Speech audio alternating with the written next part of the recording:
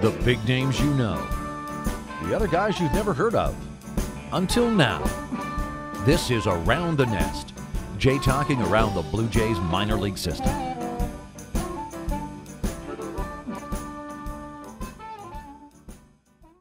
This is Jesse Goldberg-Strassler on Around the Nest. Jay talking our way around the Blue Jays organization.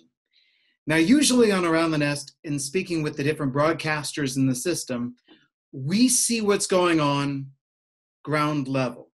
We don't actually know what's going on, though. Scott Mitchell from TSN knows what's going on. We get our knowledge from him. We watch, and then we listen, we read him. Scotty, how are you? I'm excellent. Thanks for having me. How are you doing? I'm doing fine as could be considered under all conceivable circumstances. Where are you set up in the off season? I don't know if people know that. I am set up in my apartment. So I work with the Lansing Lugnut single affiliate, or whatever level the affiliate will be, whichever organization, from February, March through September on a seasonal basis. Nice. Living the dream. Oh, yeah. I mean, somebody's dream. And what it seems to me is where we should start is the state of the Blue Jays minor league system. What is the Blue Jays minor league system looking like heading into next year? Well, I mean, I think, if you've obviously, for people that have followed over the last couple of years, I think the amazing part is that it's still very, very good. I mean, it's a top 5 system in baseball. And when you consider how many prominent guys that they've graduated over the last couple of years, and obviously Nate Pearson not hitting his threshold last year, helps the system tremendously heading into next year. But I mean, it's got a little bit of everything. I mean, when you look at most systems around baseball, they're seeking pitching. You can never have enough of that, and that's where the Blue Jays are. But when you look at Austin Martin falling to them at number 5, you look at Jordan Groshans, you look at a guy that you're familiar with, and Gabby Moreno, and there's a ton of position player talent. And when you look at what they can do with this now, with where the ball club is at the big league level, I'm fully expecting some sort of trade at some point this winter.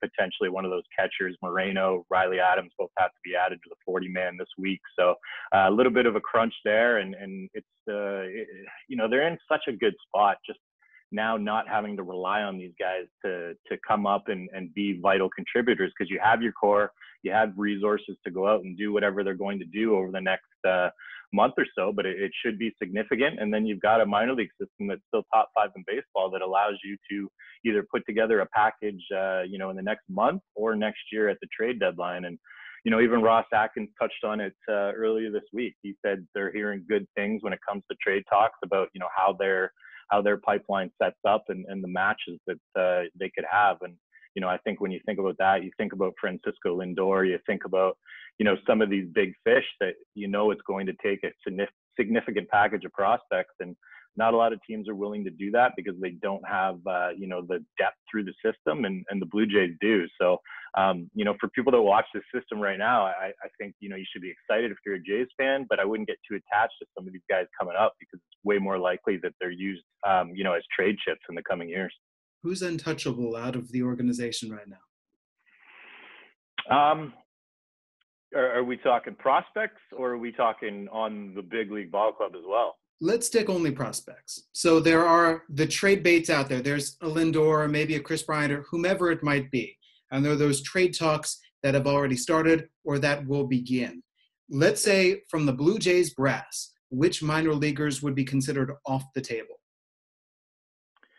Look, I think Pearson at this point, if you're looking at, true prospects, I think Pearson would probably be the only one. I think Austin Martin, just because of how new he is to the organization, you go through that bonus process with Scott Boras. I doubt they would deal him. I think when you look at Austin Martin and Jordan Groshans, I don't know which one I'd rather have, and that's probably a good problem. But, I would think that Groshans, just because of his track record and what he's done, trying to trade a guy who hasn't played pro ball yet, and Austin Martin, I think is a little bit more difficult. So, I think Pearson, I think you have to be open to just about everything. And, if you're looking at the big league level, I've heard Cavan Biggio's name come up. I don't think that's realistic, and that's the thing people need to remember. And baseball is so different in hot stove season, and it's names on names on names, and names come up that have just been mentioned in a brief phone conversation. So it's tough to really figure it out. But Cavan Biggio is a guy that I've had compared to Dustin Pedroia, and they look at him as kind of the glue of what's going on here. So yeah, I think Nate Pearson at this point, just because of what they need and the upside, and probably that's it. Because if you're looking at some of these big names on the market, it's going to start with a name like Groshans. It's going to start with a name like Kirk. And I've talked about this on the radio the last couple of weeks. The Blue Jays turned down Corey Kluber for Alejandro Kirk last winter. So that gives you an idea of A, the Indians' interest in Kirk, first of all, and B, just how highly, the Blue Jays value him, because I think at the time, people would have probably looked at that as probably pretty fair trade, I think, just based on, Kirk's, pedigree at that point. Was that straight up? Was that 1-for-1? Hard to say. That was the framework. You never know if some lower level guy is involved in a deal like that, but that was the framework. So essentially, yeah. That's last winter. And then Kirk goes out there and does this. I would guess, an educated guess, that Kirk is now considered higher than he was last winter. Yeah, that's a very good educated guess. I think, with what he showed at the plate, and there's a lot of talk of how teams are going to evaluate players and prospects. And, one of the things with Kirk is his data from the alternate training site, the exit velocities, all that. Teams were sharing those, and the Blue Jays, obviously looked at that and put a lot of weight into it in terms of recalling him. So, yeah, I mean, stock up for Alejandro Kirk, and, not just, I think, anyone that's seen him hit, knows what he's about with the bat on ball ability. And, I think everyone thinks he's going to succeed, in the batter's box, but I think defensively, they saw enough there that, they're not going to, quickly relegate him to any sort of just DH role and catching 20 games a year. Full-time catcher, might be a little bit of a stretch, though. Stock up for Kirk at the alternate site, but then we saw him in the major leagues. Who were guys who were at the alternate site who raised their stock, but we didn't see them with the Blue Jays? Groshans is a guy, everyone I talked to, very, very good at bats against, veteran major league pitchers that were down there, guys like Justin Miller, guys like that. So, he was impressive. Let's see, Kirk was definitely impressive. Heard very good things about Josh Palacios, and then you just kind of saw him, they bumped him up to the taxi squad near the end of the year just to get him with the major league club. He's another interesting one just because he needs to be added to the 40 this week, or you risk losing him in the Rule 5 draft. So without a ton of outfield depth in the system, I think, he's a guy that probably used his time very well, because, he's going to have an opportunity in spring, even if they do bring in some reinforcements and add some depth. He's going to have an opportunity to be, not a guy that cracks the club, but to be that guy at AAA that if an injury does happen, you need a left-handed bat, he's probably the guy. On that topic of Rule 5, they didn't put him on the 40-man last year. They escaped. Nobody claimed him. This year, here we go, and Palacios is a candidate, but who are guys beyond Palacios that maybe people don't know their names as well, who are going to make the decision difficult for the Blue Jays? Do they try to protect them or not? Well, look, right now they've got 36 guys. So as of, I don't know if you want me to date this, but, as of November 17th, and the decision has to be made by the 20th, they've got 36 guys. So when you factor in the fact they're active in free agency, there's going to be additions there. You need some spots. So very, very limited. When you look at who could come off, there's maybe a couple candidates in the bullpen, but, so there's not a lot of wiggle room. And you look at the priorities. I think Palacios is a priority. I think the two catchers we mentioned, Riley Adams and Gabby Moreno, they're claimed if they're in the Rule 5. So, I think you got to put them on the roster. Riley Adams starts in AAA, and Moreno, that one's a tricky one. There wasn't a lot of talk coming out of him. He was at the alternate site for a little bit. Didn't hear too much about how he was faring, but those three guys. If you look at them, and then you look at some of the arms as well, I know Maximo Castillo needs to be added. I think he probably, slips through. So I think the catchers and Palacios are going to be the priority, because they're not going to be adding bullpen guys or anything like that. And I think when you look at the rest of the names, it's going to be an interesting year to see how that draft unfolds with no minor league baseball. But I think you're pretty safe with the rest of your names probably sliding through. We could be safe to assume that minor league baseball is coming back in some form next year. This year, without minor league baseball, Alejandro Kirk went from Dunedin to the major leagues. First player to do that for the Jays since Miguel Castro and Roberto Osuna. You had Jordan Groshans play a month with Lansing, single A, and then his season ended. Where do you look at a guy like Groshans, those other players at the alternate site, without a minor league season, but they did have the site? How do you try to project where they would start next year? Yeah, I mean, it's a great question. And I think, everyone in front offices are probably asking themselves the same thing and have been for a number of weeks now. And obviously, I think you look at, they're going to take what they saw at the training site. They're going to take, that data they compiled and, they tried to make it as game ready as they could. And, when you take a guy like Jordan Groshans, who you mentioned has never played above low A Lansing, and you take a guy, like Justin Miller, for example, who's, pitched a number of years in the big league, you're going to learn something if those guys, consistently are going up against one another in live batting sessions. So, I think what you're going to see is, just to be safe, I think bumping everyone up a level from what they would have played this year, I think would be safe. So, I mean, if I had to guess today, I would say Groshans starts in Double A and could quickly move if he performs there. And when you look at what some executives looked at the training site as Double A site, double Triple A kind of in there because of you had that mix of really, really high end prospects and the mix of veteran guys trying to work their way back in the major leagues, which is kind of what AAA is. So, I think if you bump everyone up a level from what you would have expected going into 2020, I think that's a safe baseline. And then obviously, as we know, it's going to be a case by case basis of how they looked, this summer, how they look this off season, what kind of work they need, how those rosters play out, and a case by case basis of how ready and mature guys are. Like, I mean, Austin Martin hasn't taken at bat, but apparently his bats were very professional at the alternate training site. And, you could make a case for starting him at AAA. I think it's probably Double A, depending on the position he plays. But yeah, it's going to be an interesting puzzle, and we're going to have whole host of new affiliates and less short season teams and things like that to send guys to. So it's going to be really interesting to see how they put together those teams coming up in March and April. Hopefully like you said, hopefully everything's normal and we get minor league baseball and we don't have to wait another few months. There's the prospects around the infield, and there's Groshans, there's Austin Martin. Place where I saw the biggest logjam, I would go through your pitching depth charts, AAA, AA, High A, all the way down, that the Blue Jays have made such a commitment to trying to build up starting pitching depth. And then you go into last year, and by that I mean 2020, where some starting pitchers switched to the bullpen, and they might not be coming out of the bullpen. Some pitchers might be going from the pen right back into starting. What are we looking at in terms of that logjam, all that traffic with the starting pitching, that Double A and higher? Yeah, I mean, it's interesting. It's a great problem to have, first of all, and that's what the Blue Jays spent, 2017 and 2018 doing, was kind of building up the fringes of the roster, building up the depth, and getting to that point where you have those tough decisions of, is this guy going to remain a starter? Should we put him in the bullpen? And we saw that play out this summer. I mean, Thomas Hatch, Julian Merriweather, Jordan Romano.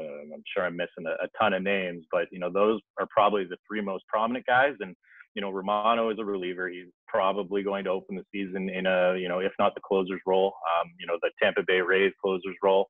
I think he'll be at least in high leverage as long as he's healthy. And, Ross Atkins says Merriweather and Hatch are going to be stretched out as starters. And I think with Hatch, we all see it. You see the changeup, you see the arsenal, you see the smooth delivery. You see a starter there. Merriweather, I would prefer to leave him in the bullpen and then let him throw 97, 98 and get what you can out of a high leverage reliever. I do get, trying to see if he can start because he's got good stuff. He's got the body for it. He's got a pretty clean delivery. He just hasn't been able to stay healthy. So a little bit interesting, but yeah, it's a great problem to have. And it's funny you mentioned that list. I mean, I'm trying to put together a new one.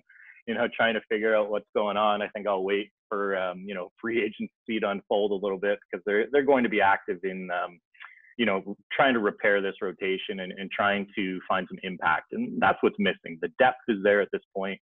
They need high-end guys, which is inevitably going to shift guys into different roles. And, you get some exciting breakouts in that way, because you see starters, in the low minor leagues that the stuff is just, man, and then it starts to tick up. And, after being a reliever for a year or two, sometimes you can really stumble upon something. So it'll be interesting to see what they do with some of those guys. Hector Perez is another one. He got a couple chances. There's a ton of those guys, and we'll see. I think, right now the Blue Jays are focused on, impact in the rotation. So there's not a lot of room for anyone other than anyone not named Nate Pearson at this point. I think Hatch starts at AAA in one of those, that 6, 7, 8 starter guy who's ready when you need him. So, I think Hatch is the one you're excited about in the rotation, and maybe Merriweather in the pen down the road. There were a couple of other, what I would call high impact ceiling guys at the alternate side among pitchers.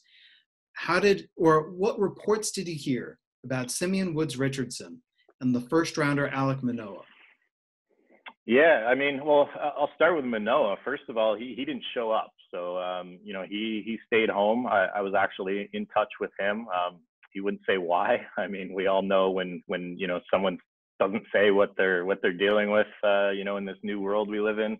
So that was unfortunate. And, apparently he got some work in, at home. But for lack of a better term, pretty much a lost season for him, and not a lot of data on him. Woods Richardson, complete opposite. He was up here in Toronto during the summer camp and looked outstanding. And, you talk to either hitters facing him or pitching coach Pete Walker, and, it's interesting. It's a 3-pitch mix, and, some people think the changeup's ahead of the breaking ball, and some people think the opposite. In my experience, that's usually a good sign, because, you think they're both average pitches, and, average doesn't seem great, but if you're a starter that, can command a 95-mile-an-hour fastball and have 2 average secondaries, you're probably in pretty good shape, as young as he is. So he's a real interesting one to watch. When we go back to that conversation of where guys are going to start, you would have expected him to finish the year in AA in 2020.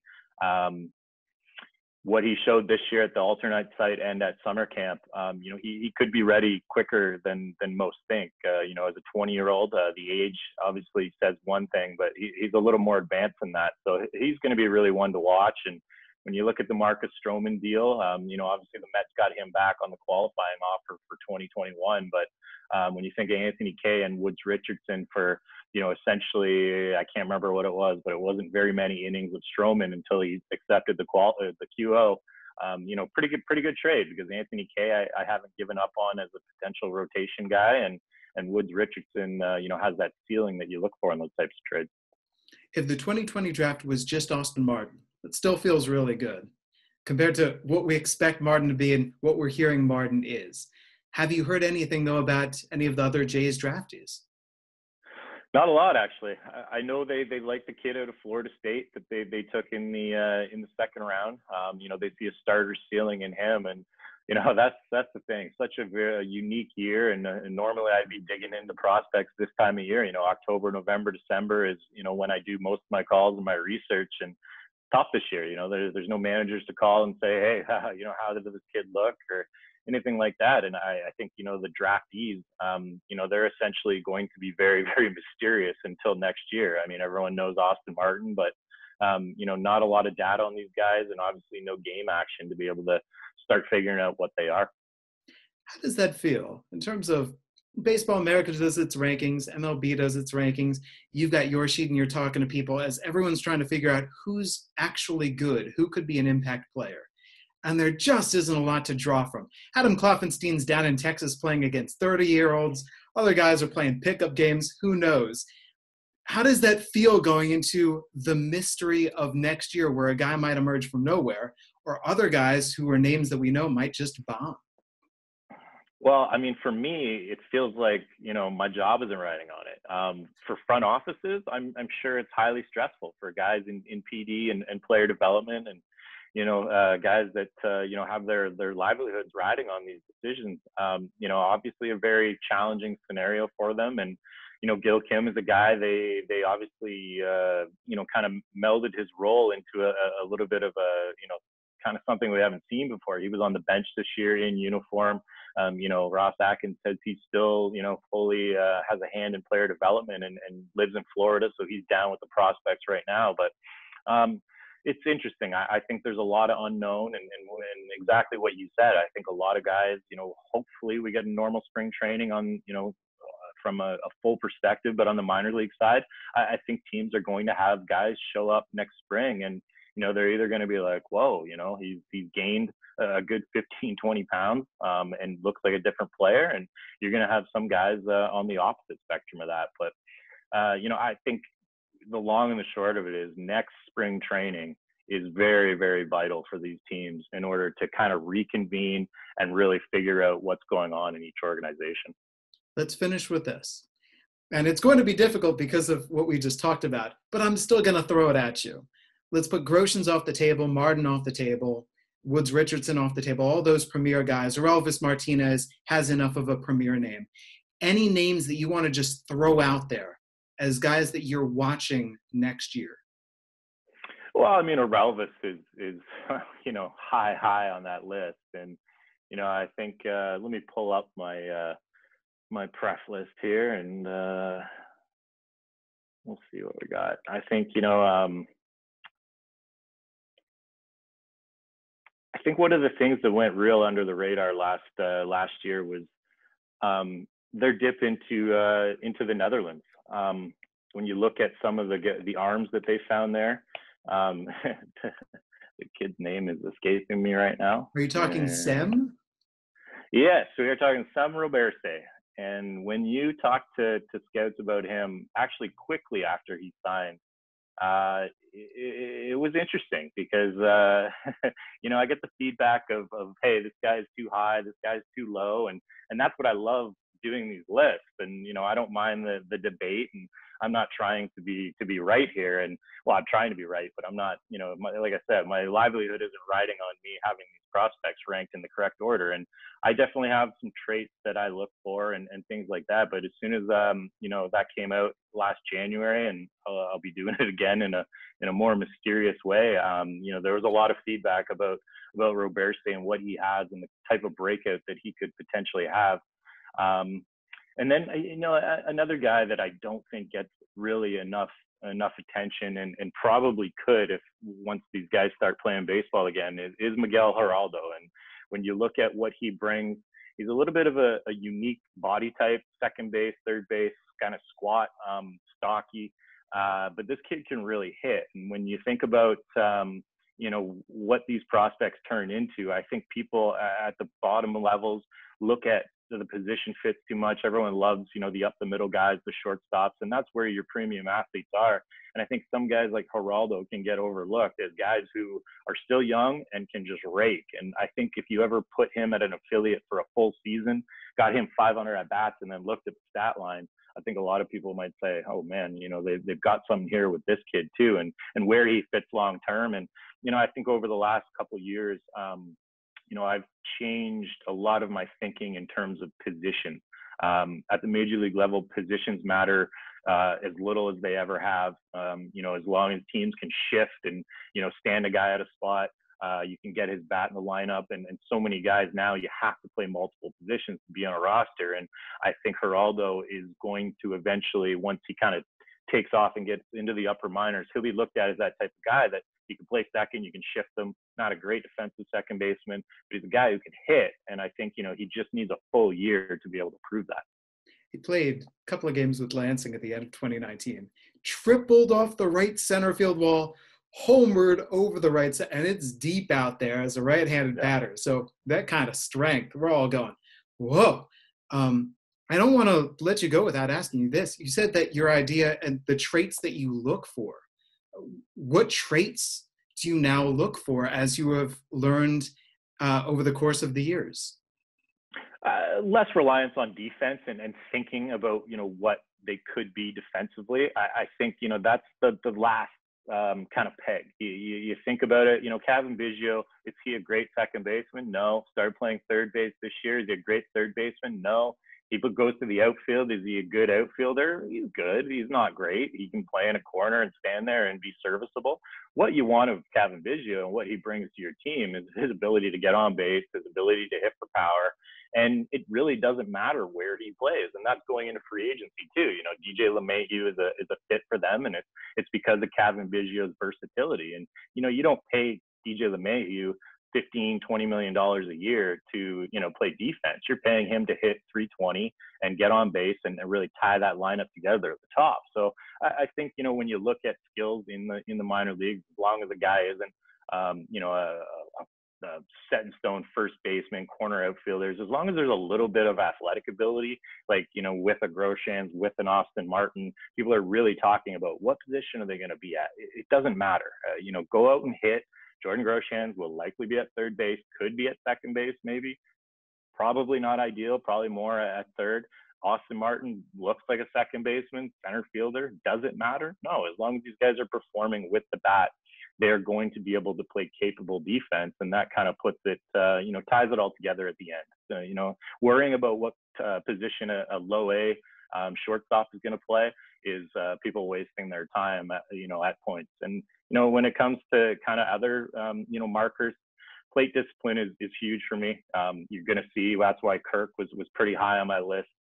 You know, if guys don't have an idea of the strike zone in the low minor leagues, you're going to be lower on my list, which means I'm going to strike out on some high upside guys that, you know, click, you know, after, you know, swinging and missing a lot. But there's definitely priorities that I have and look for. And, you know, I think every year you kind of put together lists, you start to realize, you know, things that are different and how prospect evaluation has changed, because, you know, even in front offices, they're trying to go through things. And, you know, as the game changes, you have to change your prospect evaluations and, you know, do high leverage relievers, guys like Pete Fairbanks that can come in and throw 98 with a wipeout slider. Should they be higher on prospect lists? Probably at this point, just because of how valuable they are at the major league level. So it's really interesting, and, you know, it should never stay the same. You should always be trying to evaluate things a little bit differently. And look, I'm not a scout. I watch a lot of baseball, and, you know, I think when you see a ton of baseball players and you see just the skills, you start to see kind of similarities in players, and you can confidently pick out, you know, what you like in guys. I love it. Perish those worries about low defense.